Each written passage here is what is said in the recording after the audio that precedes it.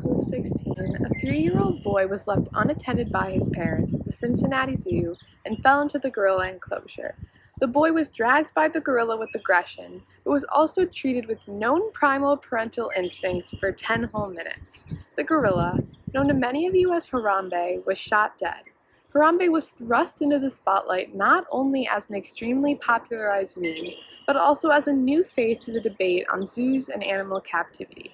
Why did zoos allow this sort of thing to happen? Is animal captivity even ethical? Zoos can serve as education and major wildlife conservation centers, but can also highly negatively impact the animals through unethical practices and the idea of captivity in itself. Humans continue to fuel and have passed the place of no return with the efforts to restore relations with animals. As according to the World Wildlife Fund's Living Planet report in 2018, humanity has been responsible for wiping out 60% of the global wildlife population, including birds, fish, reptiles, and mammals. Our animals are declining in both abundance and well-being. We can turn a blind eye and continue living our known ways, or we can open up to begin to learn and understand what we can do to change. There's a large variation when it comes to animal captivity across the U.S. Before scientific knowledge on animals was uncovered, enclosures were designed with only the zoo guests in mind, housing the animals in too small of enclosures and really toxic environments for their health. As guests started to notice that these animals were having new behaviors that showed stress like pacing, head bobbing, and sad noises, people began to notice these and take notice and urge change. So, zoos largely shifted over the last decade to focus on the animals instead of the profit, creating fun and entertaining environments for people to see animals that they can't see every day. However, not all animals in captivity across the U.S. have experienced that same shift.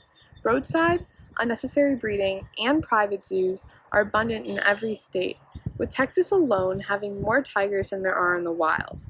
Captive animals have a very low chance of survival if re-released, and although there are reintroduction programs that are increasing, the elimination of captivity as a whole is long gone. Instead, we should be shifting our focus to their well-being nationwide.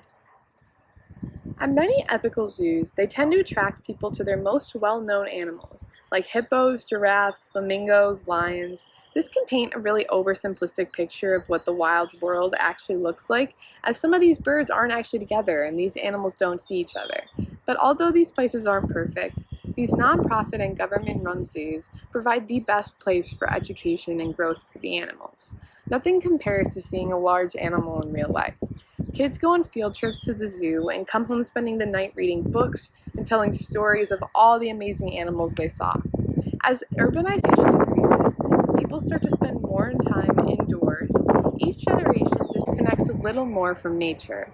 Seeing animals in real life can show people the reality of the situation for many animals that are extinct and suffering in the wild. If you're walking on the street and somebody tells you that climate change is impacting the polar bears, you might just shrug it off. But if you're standing in front of the glass watching the incredible strides of the polar bear when somebody teaches you of climate change, you might feel a little different. Humans have directly caused species declines and extinctions through climate change, overhunting, and destructing habitats. Seeing a living, healthy example in a learning environment can serve as a reminder to all who visit of animals' importance and beauty in our world. Wildlife preservation is at the forefront of most animal conservationists' minds. This includes regulated breeding programs for many animals that have already low numbers in captivity, and it works to lower their chances of extinction for as many species as possible. There are many zoos and sanctuaries that host these programs.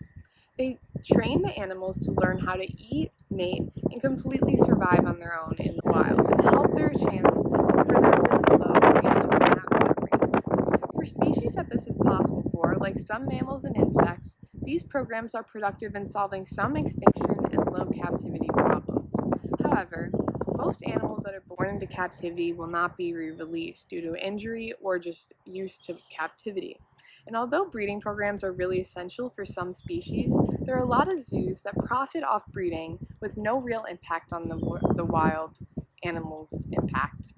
One of Netflix's biggest shows last year, Tiger King, got was about exactly that. The show got people talking about the crazy tiger-owning Joe Exotic, but the show also resurfaced a lot of the same debate that Harambe did. Things in the series, like an inexperienced man performing stitches on an open tiger wound, and the frequent cub breeding process that was gloated by Joe Exotic, are examples of what animal captivity should not look like. Zoos that exploit animals for profit sacrifice the animal's health and well-being just for business's sake. The establishments continue to be much more abundant and popular than they should be. The AZA is a nonprofit organization that awards accreditation to zoos that meet the highest standards in animal well-being, in health, enclosures, and social behavior. There are 2,800 wildlife exhibits that are licensed by the USDA's Animal Welfare Act, but only 230 of these places actually meet the AZA's accreditation needs for what they have in their zoo. The things that they would need is having a permanent scientist on their staff, having no animal tricks or shows, no touching or regulated touching of animals, large habitat-like encounters, and they provide education on their species in the wild. The animal encounters that advertise billboards and banners promoting exotic animals or baby animal experiences may seem like an opportunity you can't pass up. But it's important to recognize how the animals got there. In order for zoos to allow people to get near baby animals, the baby must be taken right after birth. This creates a really unnatural relationship of human dominance between the baby and the handler, allowing it to become submissive and complacent, doing whatever they say. Older animals are often drugged, tranquilized, and violently trained to be okay around animals and take photo ops and do shows. Zoos that don't have direct encounters may still be presenting the animals with minimum care and having underground breeding process. Like these zoos, like the one in Tiger King, do not educate their patrons enough on animals or provide any real transparency about what they're actually doing with these animals. If humans continue to enjoy and support these places that have unethical practices and neglect animal well-being, the industry will continue to be corrupt and detrimentally harm animals for the future.